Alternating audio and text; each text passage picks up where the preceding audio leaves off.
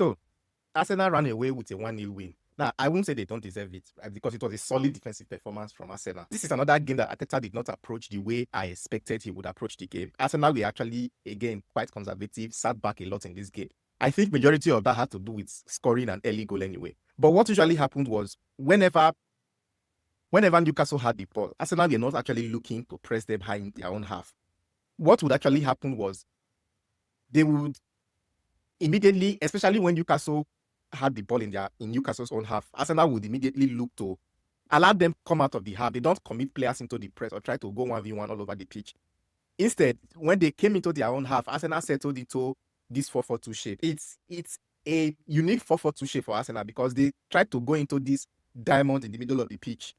What this particular shape does is that, especially with those 4 players in the middle of the pitch, it sort of creates an overload, a 4 versus 3. It will be clearer in the tactics board if I just show you.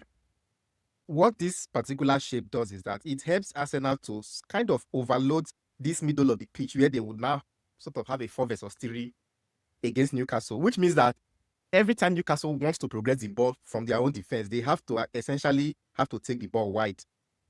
But Arsenal, it's easy for Arsenal to cope with this because they could easily shift Rice and Eze and even Gabriel sometimes into one particular part of the pitch, and then they still outnumbered Newcastle defensively in that place. Play a 4 versus 3 against them or a 3 versus 3, which Arsenal are a very good team defensively.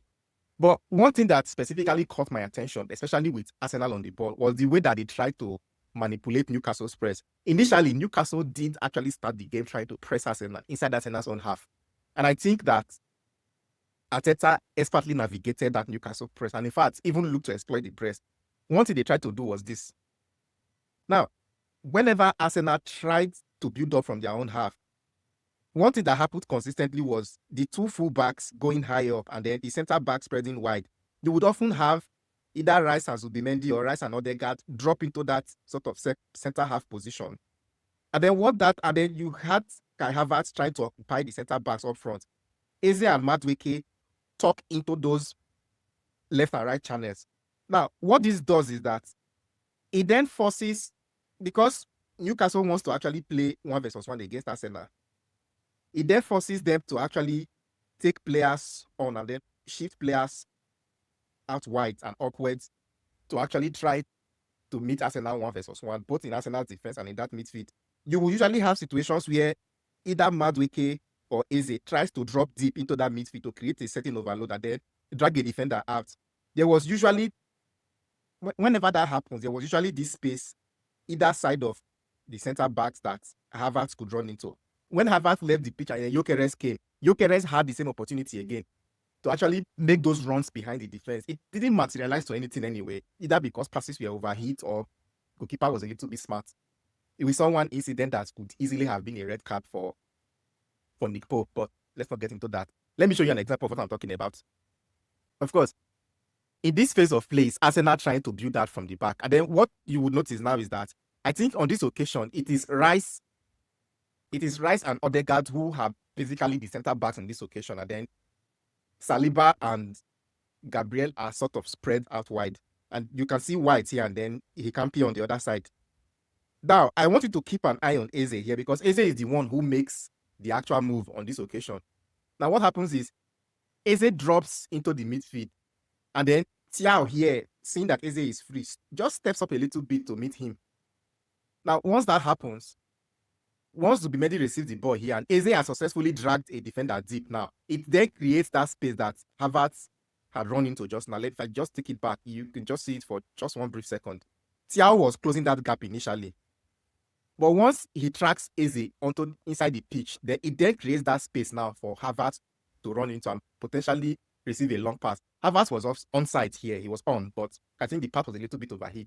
We have 2 or 3 other episodes like this in the game where they try to manipulate that Newcastle press. But at the end of the day, though, I don't think Arsenal committed a lot going forward. There were instances where they were able to put players up front, put players into Newcastle's half. But I don't think that Arsenal's main focus in this game, I think, was to protect that 1-0 lead more than anything else. And they were fortunate that they got a goal with a set piece as well. Something I want to say about that set piece, though, is that I'm not giving Newcastle any credit in this game because prior to Arsenal scoring that set piece, there were warning signs of exactly what Arsenal was trying to do. That short corner with Eze at the edge of the box, it happened 2 times within the space of 5 minutes. I didn't catch it in the game. I only saw it when I was rewatching, and I was quite shocked. Let me show you. This is the first one, right? Arsenal have a corner. This was like in the 6th minute. They took it short. And now keep an eye on the edge of the ball. That is Eze there, unmarked, nobody on him. And then the ball was played towards him. Defender took a touch. He took it away from Eze. There was no shot on that occasion. See another one.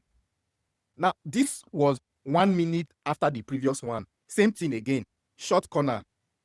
And then that is Eze standing at the edge of the box. Nobody is looking at him. Nobody is marking him.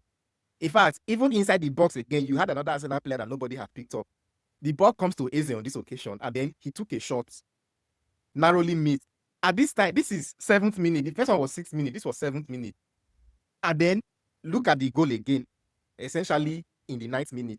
And I'm wondering why, at this time, Newcastle had not actually decoded exactly what Arsenal were trying to do. Same thing happened again with this corner. Short corner taking, and then look at the edge of the box again. It's the same thing. Eze is standing there. Nobody is marking him. Nobody is looking at him. Unfortunately, once this ball comes, he hits this one inch perfectly. And that's the goal that Newcastle conceded. It's no wonder that Newcastle are not going anywhere this season. It's just unfortunate for them. But personally, I have no pity on Newcastle. But one thing I want to say conclusively about this game is that celebrate it because it's 3 points. But the danger in what Arsenal does, and when I mean what Arsenal does, is trying to be conservative in games, scoring one goal and thinking that you can defend the goal or squeeze the back for 90 minutes. The danger for that, and we saw it in the Wolves game and we saw it in the Bournemouth game, is that teams will get chances, and if they fortunately convert one of those chances, it changes the entire mood.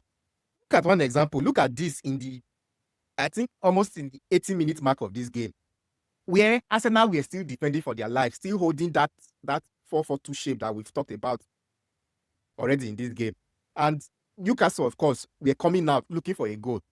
I just want you to imagine that at this particular time, that Wissa was any decent attacker and has converted that chance 80th minute of this game.